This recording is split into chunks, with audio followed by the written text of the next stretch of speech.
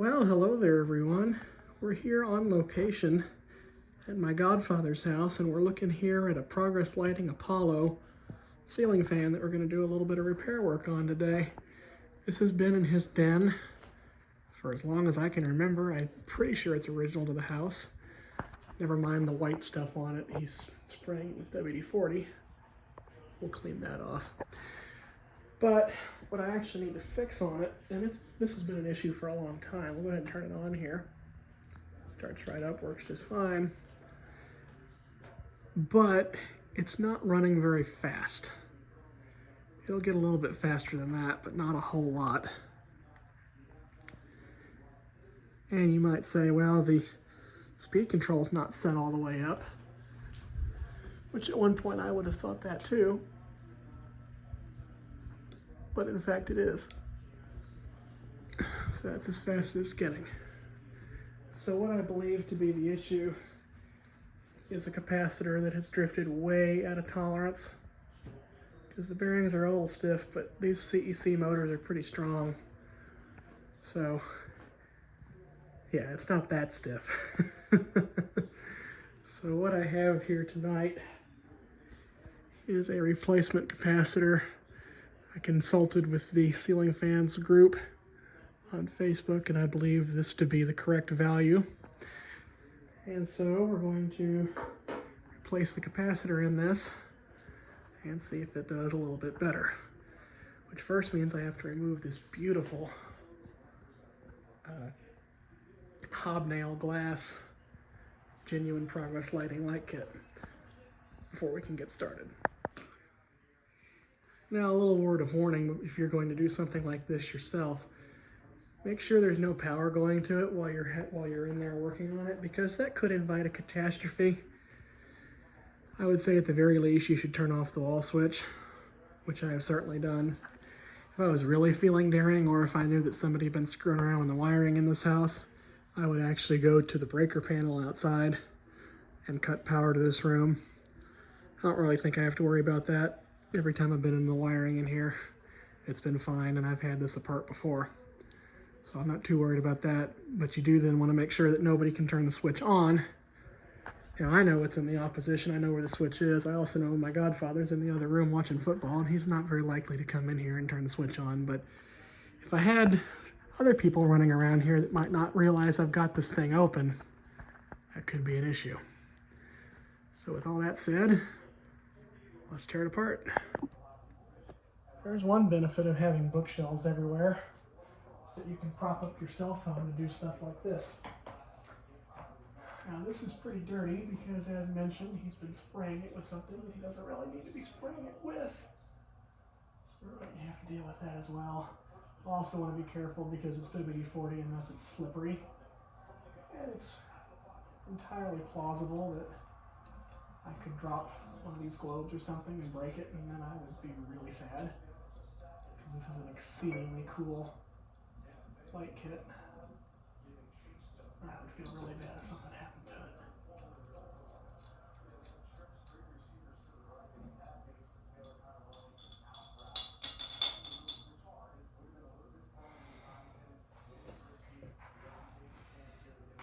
These are a little dirty, a little dusty. Could probably stand to run them under cold water or something. While I'm doing this, I'm going to take this off too just to get out of my way. Oh, I wouldn't have to do that.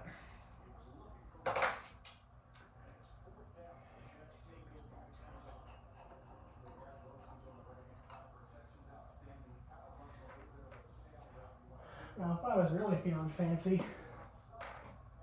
well, yeah, because I'm going to have to drop this whole thing anyway, so probably better take the side pieces off as well. There's probably an easier way to do that now that I'm actually doing it.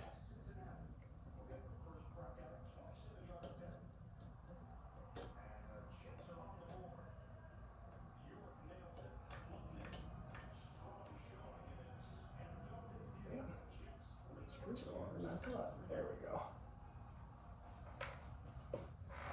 As predicted these are pretty slick because of the WD-40. I think what I'm going to do is I'm going to take them over this way. Because I am, at least in theory, less likely to drop it.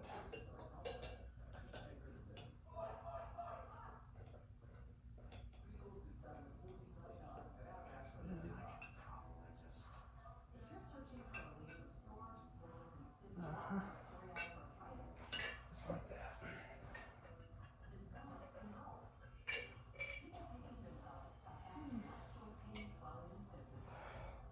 I do appreciate pretty much everything in this house is still incandescent. And those who know me know that I am a big fan of the lowly incandescent light bulb.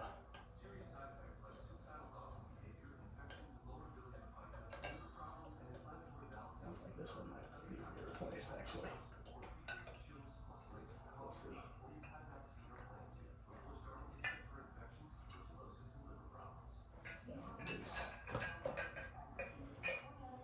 Okay, now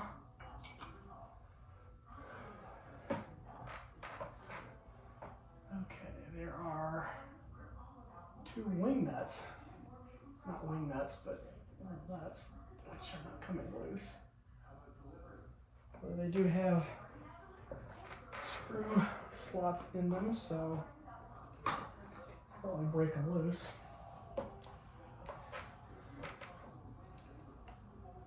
Very interesting the way they did this. Yeah, it just takes off the nuts, which is interesting. Certainly not something I've seen duplicated in this release. It does. And those are Phillips head. So they're flathead. Quite interesting. There are little shafts that go in between the light kit, and I'll demonstrate this later, but it's got these little things that hold it in place. Certainly interesting, not what I would have expected. You just watch us forget I set those on that end table, and I'm going to put this back together and not have any idea where they went.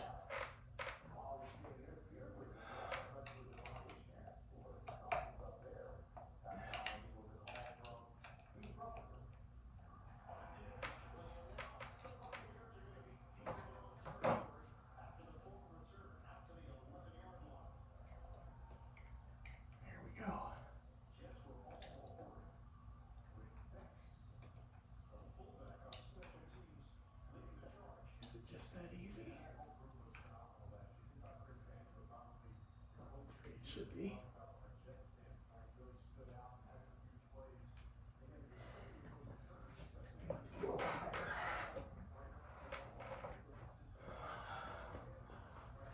I need a flashlight. Be right back. Okay, well, I got the thing apart.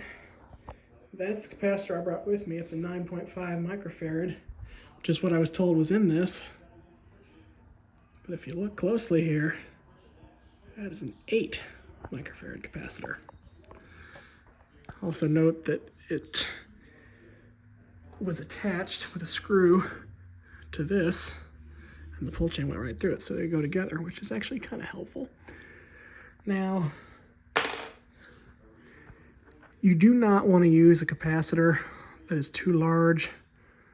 Going 10, maybe 20% either way is probably okay. This is about 15%, but it'll be fine. If anything, it'll run faster. And there is also a possibility that this was the wrong kind from day one. So now what I have to see, one side of the capacitor goes into this splice here, and the other one goes right there. So it should be pretty easy to just plug and play, replace it. So we'll go ahead and replace the capacitor and we'll see what happens. Okay, there's the whole mess of wiring tucked back inside that switch housing after way too much work.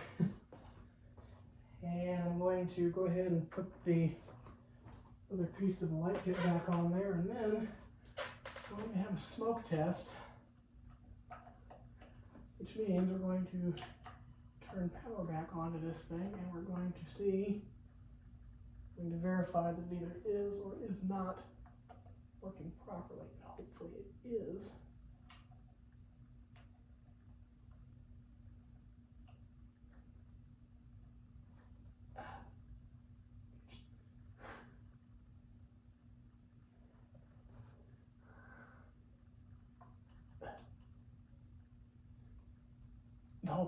The whole premise of this is that I wasn't going to have to take the fan down, which I didn't, but that might have been easier, to be honest with you. It was quite a pain to get all this stuff back together.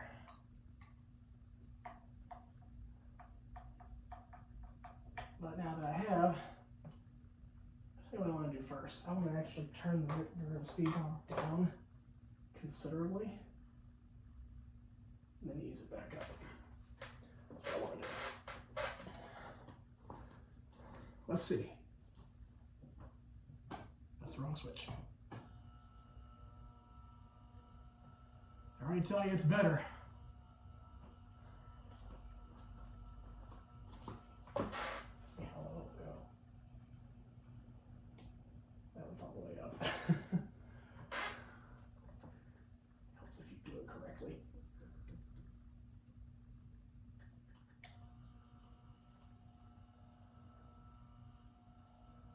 I may have to take it apart again and adjust the low speed trim, but let's see where it goes.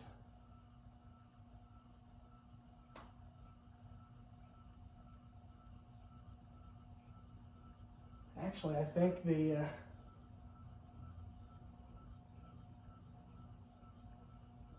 well, we'll probably adjust that.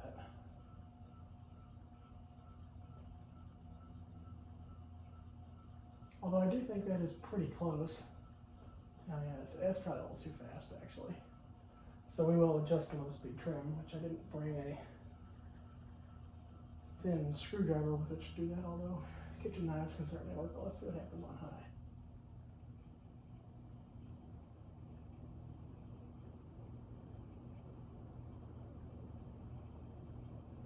Oh yeah, that is much better,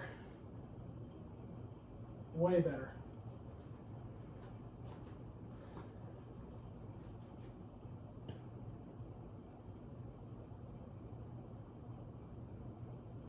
I am going to adjust the low speed trim though, because that is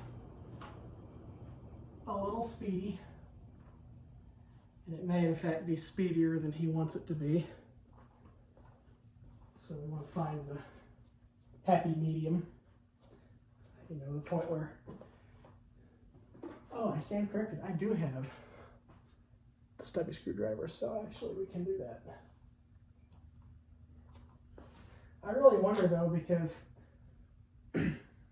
I doubt very much the capacitor was replaced, but every other progress I've seen had a 9.5 in it, and this had an 8 flat.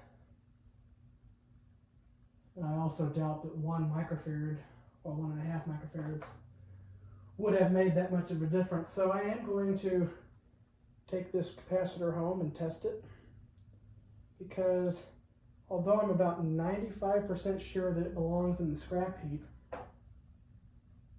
I have to wonder if maybe they just did it wrong from day one and it did make that much difference. I really don't know. But we'll adjust the low speed trim a little bit and we'll be back. Okay, here is the whole mess back together. I've got it set more or less the way he had it, but look at what we have now.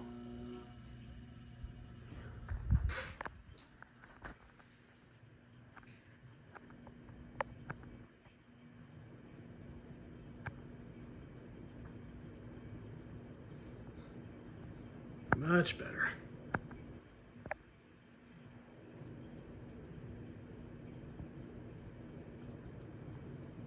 I believe I'm going to sit in here for a while and watch it and enjoy the nice breeze.